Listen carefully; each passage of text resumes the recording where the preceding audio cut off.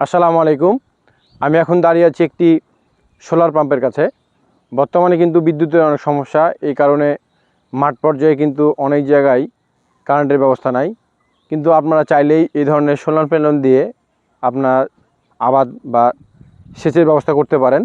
তবে একটা বিষয় আপনাদেরকে মাথায় রাখতে হবে, শুধু কিন্তু এই সোলারের উপর ডিপেন্ড করলে কিন্তু সমস্যা হবে। আপনারা একটু বিকল্প রাখার চেষ্টা করবেন। তার কারণ হচ্ছে যে সোলার পাম্প কিন্তু খুব একটা বেশি জমি কিন্তু কভার করতে পারবে না। তার কারণ এটা খুব একটি বড় না, এটা কিন্তু অনেক খরচ, প্রায় 3 লক্ষ টাকা খরচ এই সোলার প্ল্যান্ট করতে।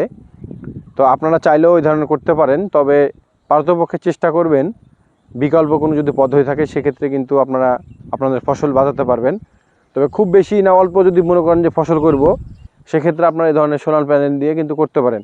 কিন্তু বর্তমানে একটা সমস্যা হচ্ছে, সেটা হচ্ছে যে লেয়ার নিচে নেমে যাচ্ছে দিন দিন। তার কারণ আকাশে বৃষ্টি কম, বৃষ্টিপাত অনেক কমে গেছে, এই কারণে কিন্তু লেয়ার নিচে নেমে যাচ্ছে। আর লেয়ার নিচে যাওয়ার কারণে সোলার পাম্প কিন্তু সে আশানুরূপ পানি তুলতে পারছে না, যার ফলে যেই জমিতে 2 থেকে 3 ঘন্টা সেচ দিতে লাগতো সেই জমিতে কিন্তু আরও বেশি সময় লাগছে। সেক্ষেত্রে আপনারা অল্প জমি কভারেজ করতে পারছেন। তাই অবশ্যই একটু ভেবেচিন্তে এই ধরনের সোলার প্যানেল করবেন।